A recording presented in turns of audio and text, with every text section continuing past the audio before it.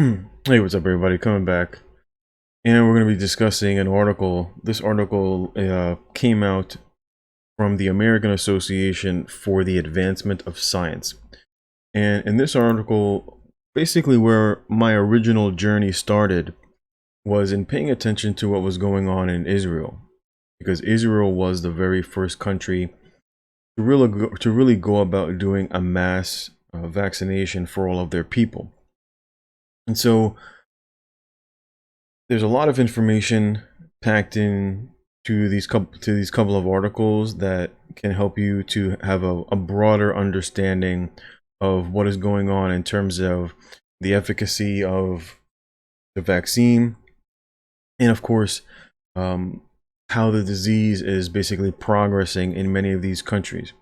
Now, of course, what the mainstream media talks about might be a little bit different, which is always why I try to use multiple sources, typically coming from these countries, because scientists will do peer-reviewed, or they'll do studies, basically extrapolating all of the data and of course giving their expertise opinion. So as a nurse, this is sort of the stuff that I try to pay attention to make an informed decision about what is going on. It's important that when you have conversations with other individuals about why you choose to believe what you believe, it's important to be able to articulate them in such a way where the ideas and the concepts are readily and easily understood. That it's not this blind sort of faith that you have, that you're not some individual part of some sort of cult, but that you have actually taken the time and the undertaking to utilize the information that is out there, and that you're able to state these facts to individuals in a way that is easily for them to understand why you have drawn the conclusion that you have drawn, not just that you follow these individuals or you're part of some sort of conspiracy theory, because then it makes it harder for individuals to be able to take what you say in a serious manner, and the times that we do live in are very serious. And so this is data coming out of Israel, extrapolated by the American Association of Science of the Advancement of Science. And this is as of August 16th, 2021. And it says, a grim warning from Israel. Vaccination blunts but does not defeat the Delta. Now, of course, for many people, whether you believe the narrative or not, it is important to see what the data of what they're saying, and to look at a broad range of information. Not just information that suits your belief, but to try to just make an honest assessment of the information moving forward. Because if you're caught flat-footed, if you're caught blindsided, if you're just basically going to ignore anything that actually talks about the disease in a serious way, you could find yourself in a precarious predicament. It goes on to say, this is now is a critical time. The Israeli Minister of Health, Nitzan Horowitz, said as the 56-year-old got a COVID booster shot on August 13th. And this is where the narrative for the COVID booster shot comes from. It primarily comes out of Israel. The reason being is because Israel is seeing more cases now post-vaccination than they have pre-vaccination. And we will go into the numbers that are easily found just by doing a simple Google search. It says the day his country became the first nation to offer a third dose of the vaccine to people as young as age 50. So originally, when Israel vaccinated, they overwhelmingly vaccinated their elderly people. I believe it's about 90+% of most individuals 60 and above have been vaccinated. In fact, the article goes on to say that upwards of 78% of those 12 and older are fully vaccinated, right? So that is well close within the realm of what was referred to as herd immunity.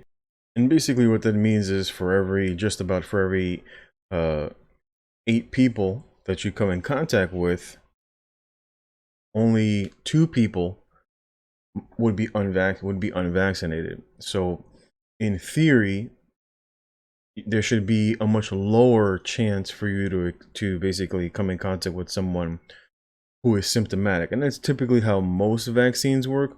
But we're going to see how that is not necessarily the case of what many have been led to believe.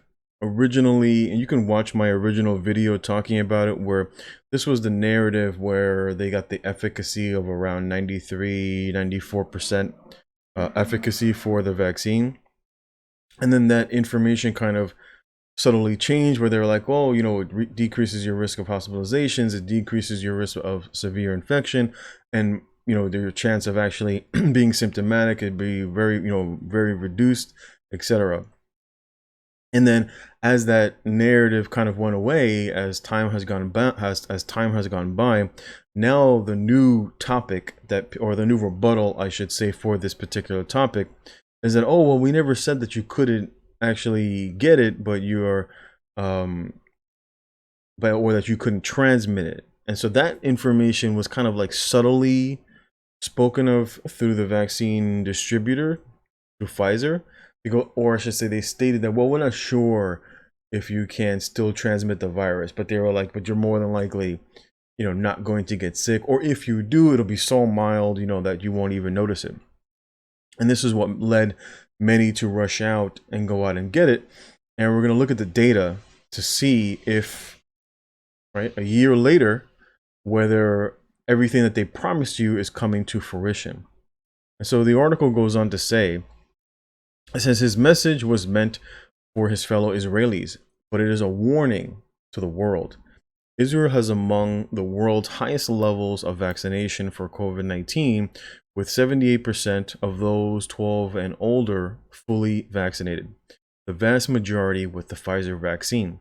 Yet the country is now logging one of the world's highest infection rates, nearly 650 new cases daily per million people.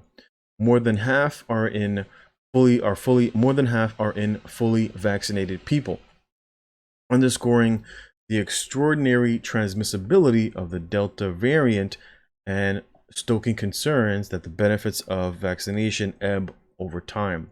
Now, this is what they tell people, is that, well, it's this new variant, right? It's this new variant that is causing breakthrough cases. Now, some people might say, well, how do you have a specific test that tests for the old one versus the new one? And that's typically an answer that most are not going to give you, and they'll just say, well, this is what they've told us is what is spreading.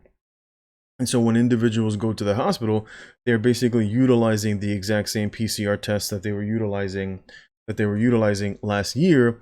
And so you have to be able to deduce whether or not you believe the information that they're telling you. So it goes on to say, it says more than half are fully, okay, the sheer numbers of vaccinated Israelis means some breakthrough infections were inevitable. And it's just like any, you know, you take the flu shot, etc. Like I've said, in the elderly, the flu shot is anywhere between like 16 and around 20% in terms of its efficacy. Across the broad spectrum from all ages, it's about 50% at best. You know, depending, because there's so many different types of flu vaccines, they give you the one that they believe is most likely going to be in a particular area. And those are the ones that when you take the flu shot, those are the ones that you are typically vaccinated and should have some immunity to the disease. And so moving along with the article, it goes on to say, it says, this is a very clear warning sign for the rest of the world, says Ran Balliser, Chief Innovation Officer at Clat Health Services, Israel's largest health maintenance organization. It says, if it can happen here, it can probably happen anywhere. Israel is being closely watched now because it is one of the first countries out of the gate with a vaccine, with vaccines in December of 2020. So this is when Israel started their vaccine campaign. They were vaccinating, you know, 50,000 a day, then 100,000 a day, then 200,000 a day. So they vaccinated a huge majority of the population. And then because of the time of the year, they declared, you know, very openly, it works. Go out there and get it, not paying attention to the time of the year that such viruses typically spread. And so we're actually going to take a look at the numbers here. So this is new cases, right? So this is new cases as of August, right? So we're in August right now. It's August. Today is August 22nd. So if we look back a year ago of where Israel was pre-vaccination, right? So Israel started vaccinating here in December of 2020, December 20th, right? And as you can see, this is where they were basically ramping back up.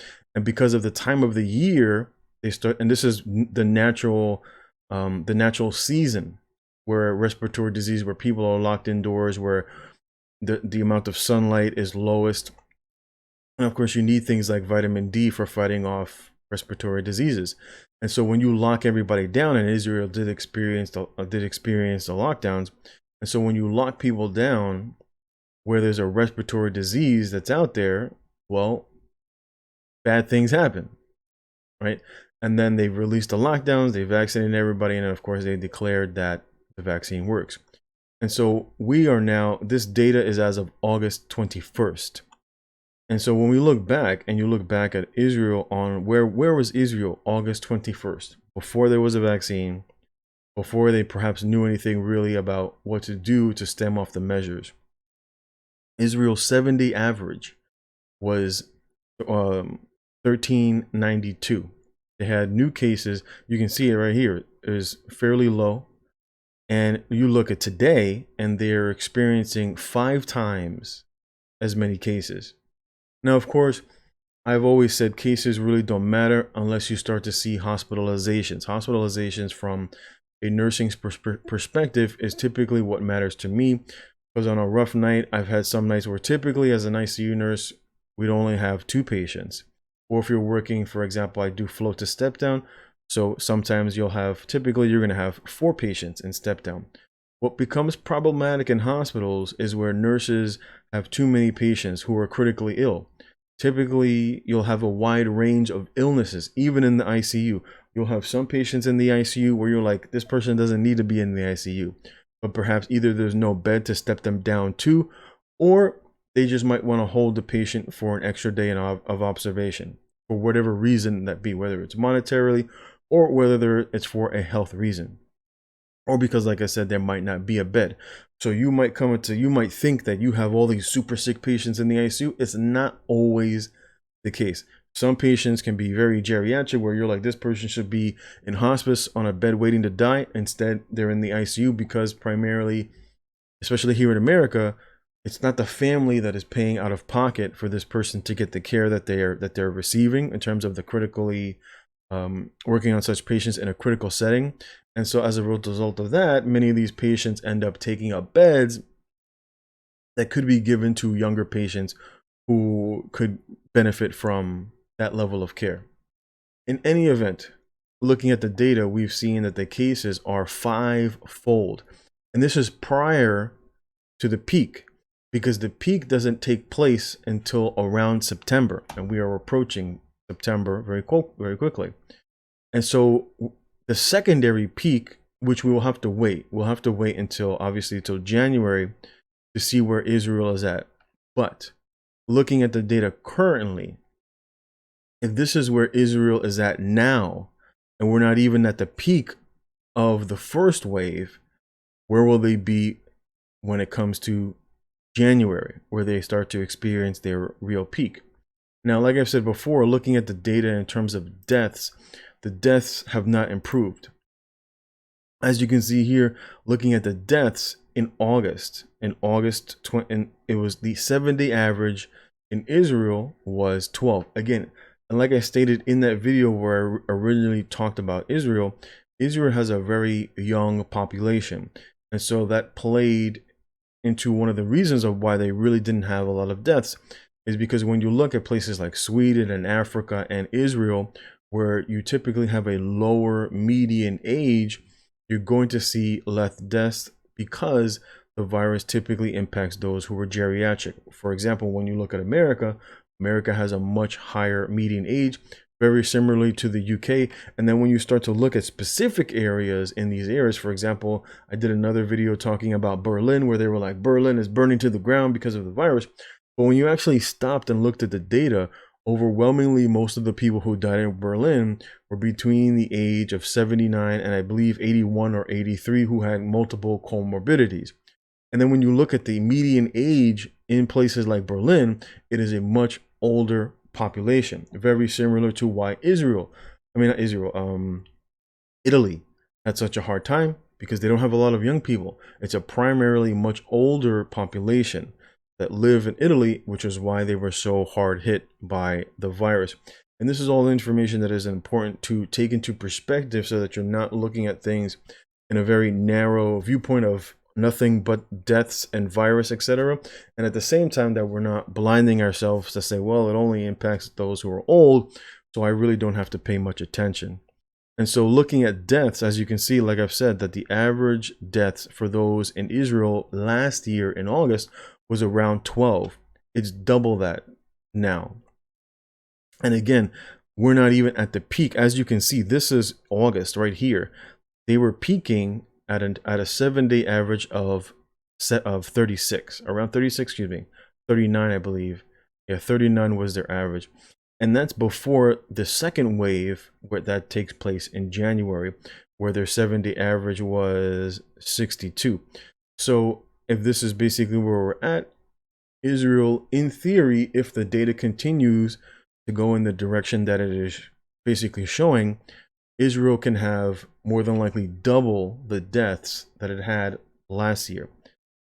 Now, it could become even worse, because like I said before, in the scenarios where hospitals become overrun, patients don't get quality care. Primary reason is because typically when you're dealing with critical patients, like I said before, I don't know if I finished my statement, that typically there are a wider range in the hospital. You might have, typically when you hand out assignments, you might give somebody, maybe a bedbound patient, or maybe like one patient who is very sick, and then you try to spread out the heavier cases. In these sort of scenarios where everybody is heavy, that's in a scenario where someone starts to maybe go south, and you have to direct a lot of attention to that one patient, and then kind of disregard, so to speak, everybody else and hope that they're doing well.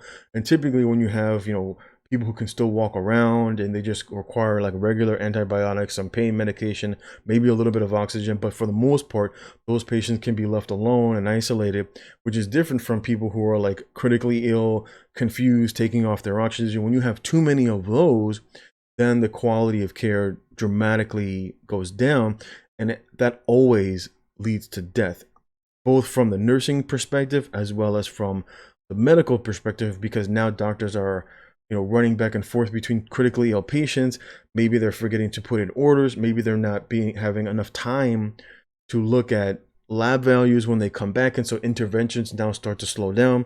There's plenty of times where you become busy as a nurse and you're running back and forth, and maybe an hour or two goes by before you actually get to sit back down and look at your computer, and now you see the doctor has put in new orders from an hour ago, and you're like, shoot, now you got to go back and play catch up. And so all of that, especially if you're dealing with someone who is very sick, time of course is always of the essence.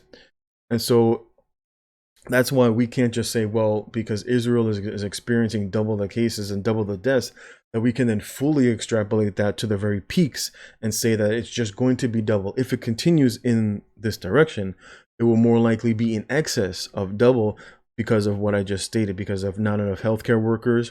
Then you're going to have to think about, our healthcare workers going to get sick? Our healthcare workers not going to show up to work? That is something that does happen depending upon the culture. Like I said, in my experience, there was a large number of people who didn't come to work, which also plays a role in quality of care. Going back to the article, it says here, he continues to go on to say, it says, and quickly achieve, in talking about Israel's vaccination rate, it says quickly achieved a degree of population coverage that was the envy of the other nations for a time. It says the nation of 9.3 million also had a robust public health infrastructure and a population wholly enrolled in HMOs that tracked them closely, allowing it to produce high quality real world data on how well the vaccines are working. He says, I watch Israel data very, very closely, because it is some of the absolute best data coming out anywhere in the world, said David O'Connor, a viral sequencing expert at the University of Wisconsin-Madison. Israel is the model, right? Accordingly, agrees Eric Topol, a physician scientist at Scripps Research. It's pure mRNA, messenger RNA vaccines. It's out there early. It's got very high level population uptake, and this was a very good point that I kind of was very eye opening, where he says it's a working experimental lab for us to learn from. It says Israel's HMOs, these led by CHS and Maccabi Healthcare Services, track demographics, comorbidities, and a trove of coronavirus metrics on infections, illness, and deaths. We have rich individual level data that allows us to provide real world evidence in near real time. Ballister says the United Kingdom also complies with a wealth of data, but its vaccine campaign ramped up later than Israel, making its current situation less reflective of what the future may portend, and it has used 3 different vaccines, making the data harder to parse. This is now the effect of waning immunity may be beginning to show in Israel's vaccinated in early winter, and you can take a look at the article right here. This is published last month by physician Tal Padalan and colleagues at KSM. The research arm of MHS found that protection from the COVID infection during June and July dropped in proportion to the length of time since an individual was vaccinated. People vaccinated in January had 2.26 times greater risk for a breakthrough infection than those vaccinated in April. Potential confounders include the fact the very oldest Israelis with the weakest immune systems were vaccinated first. Goes on to say here, there's a little blurb here, says Israel's sobering setback. Israel, which had led the world in launching vaccines and data and gathering information and data gathering, is confronting a surge of COVID cases that officials expect to push hospitals to the brink. Nearly 60% of the gravely ill are patients fully vaccinated. And this is at that particular time. And you can see the numbers right here from last August. And you can see currently where, and this is as of, like I said, as of August. You can see the data here as Israel is approaching, at this point, the 5,000 a day mark. Because at this time, the cases in the country, which were scarcely registered at the start of the summer, have been doubling every week for 10 days since then, with the Delta variant responsible for most of them. They have now soared to their highest levels since mid-February, with hospitalizations and intensive care unit admissions beginning to follow. How much of the current siege is due to waning immunity versus the power of the Delta variant to spread like wildfire is uncertain. What is clear is that breakthrough cases are not as rare events the term implies. As of August 15th, 514 Israelis were hospitalized with severe or critically ill COVID-19, a 31% increase from just 4 days earlier. Of the 514, 59% were fully vaccinated. Of the vaccinated, 87% were 60 and older. 87% were 60 and older. Says there are many breakthrough infections that they dominate, and most of the hospitalized patients are actually vaccinated, says Yuri Shalit, a bioinformatician at the Israel Institute of Technology. It says, who has consulted on COVID-19 for the government. One of the big stories from Israel, it says, vaccines work, but not well enough. And you can decide whether his statement is correct. The most frightening thing to the government and the Ministry of Health is the burden on hospitals, says Dror Mevorach, who cares for COVID patients at the Hadassah Hospital in Karim and advises the government. At his hospital, he is lining up anesthesiologists and surgeons to spell his medical staff in case they become overwhelmed by a wave like January's. When COVID-19 patients fill 200 beds, the staff is exhausted, he says, and he has restarted a weekly support group for them to avoid some kind of PTSD effect. To try to tame the surge, Israel has turned to booster shots. This is still studies suggest boosters might have a broader value. Excuse me, that's up here. It says, trying to tame the surge, Israel has turned to booster shots starting on the 30th of July. And this is where America had gotten the idea of where you needed booster shots, even though the CDC, I believe, had said that there wasn't enough data to suggest whether they would work. It wasn't that they didn't say that whether or not you should get them, but they were like, well, all these other countries haven't even had a first dose or a second dose, so why in the West are they trying to push for boosters? In terms of talking about, well, the narrative is that you're telling me equality, equality, equality, and then you're turning around and then you're buying up all the vaccines so that all these other poorer countries don't have access to them. It may be a blessing in disguise, but moving forward, if that's the narrative that you're always pushing for equality, then maybe we should let these people get their first or second dose before you run out there and take a third. And it goes on to say, it says, as of Monday, nearly 1 million Israelis have received a third dose, according to the Ministry of Health. Global health leaders, including Tedros Adhanom, I'm not going to be able to say that last name, says Director General of World Health Organization. Oh, I know who that is. Now that I look and reading this part of the article. It says, have pleaded with developing countries, right, not to administer boosters, given that most of the world's population hasn't received even a single dose. It says the wealthy nations pondering or already administering booster vaccines so far mostly reserve them from special populations such as immunocompromised and healthcare workers. The still studies suggest boosters might have a broader value. What studies? There's no link here, right? Usually when there is an article, they will typically, that word studies will be a link. And there is no link there. We'll have to wait and see where this information comes from. As researchers have shown that boosting induces a prompt surge in antibodies. And I had said this last time in that very same video talking about Israel, where Israel had said that the vaccine, it was Netanyahu who had said that we're not sure if it's going to last 6 months or whether it's going to last a year, whether or not you're going to need to get, biannual or annual boosters.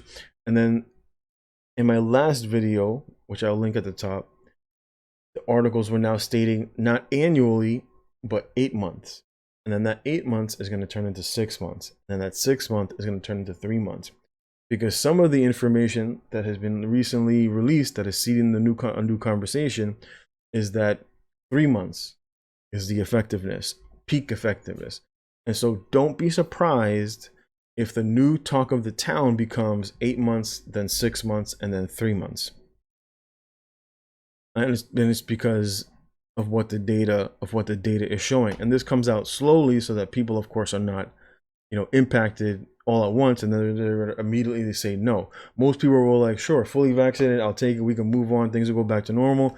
And then of course when things didn't, and then the conversation got seeded, oh, you just need a booster shot, oh, you just need a semi-annual, oh, you just need a quarterly, right? And then you find yourself in a precarious predicament in terms of as the water starts to come to a boil, you start to realize that you are the frog in the pot.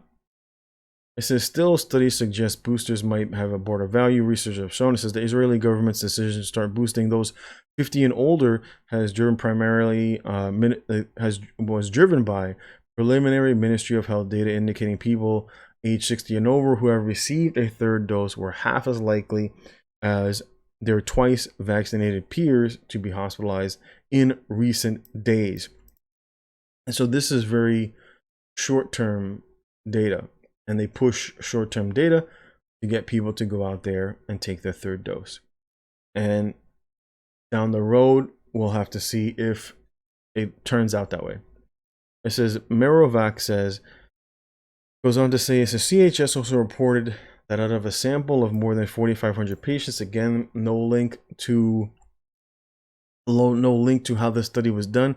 It's important to understand whether was this a random 4,500, were these pre-selected individuals, what's the age group of these individuals. There's a lot of information that needs to be given to you, the reader, before you can take such statements as we're going to read to heart.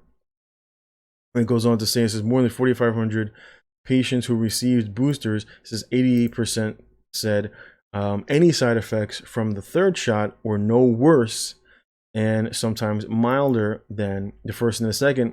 And unfortunately, we're not necessarily given all of the information in terms of what were some of the side effects in terms of neurological issues, anaphylactic shock, even possible deaths, myocarditis. And it's because they want people to go out there and take it. And so many of you perhaps have seen that quite, maybe not all the information that you have received is actually all the information. And some of it, of course, gets, blotted out so that it's not so shocking to individuals. And so we have to take this with a very huge grain of salt. It says, yet boosters are unlikely to tame a Delta surge on their own. It says, Devir Aran, a biomedical data scientist at Technician, says, in Israel, the current surge is so steep that even if you get 2/3 of those 60 plus boosted, it's just going to give us another week, maybe 2, until our hospitals are flooded. And that's very telling. He says it's also critical to vaccinate those who still haven't received their first or second dose, and to return to the masking and social distancing Israel thought it had left behind, but has begun to reinstate. He says, Aaron's message for the United States and other wealthier nations considering boosters is stark. Do not think that the boosters are the solution. Now, there's a lot of other information coming out. I'm not going to go over everything, but there's a lot of information here that you can take the opportunity to read. This comes out of an article from Nature as of April, talking about the dynamics of it. So it goes into some of the studies talked about. You're welcome to read it. I don't want to make this video any longer than it is, but the information, of course, is worth reading. And of course, there's some information. Now, I don't know how great the Jerusalem Post is, but it is a local paper coming out of Jerusalem.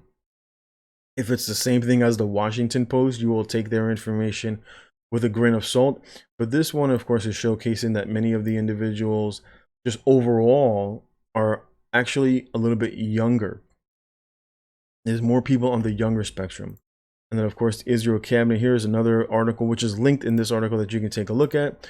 Israel doctors find severe COVID-19 breakthrough cases, mostly in older, sicker patients. So as bad as that may be, that is still good information, because you really start to worry when the population starts to go younger, meaning that the virus is actually, you have a higher risk of dying from the virus. And so this is something that young people do want to pay attention to, because of course it limits your likelihood, statistically speaking, from you becoming gravely ill.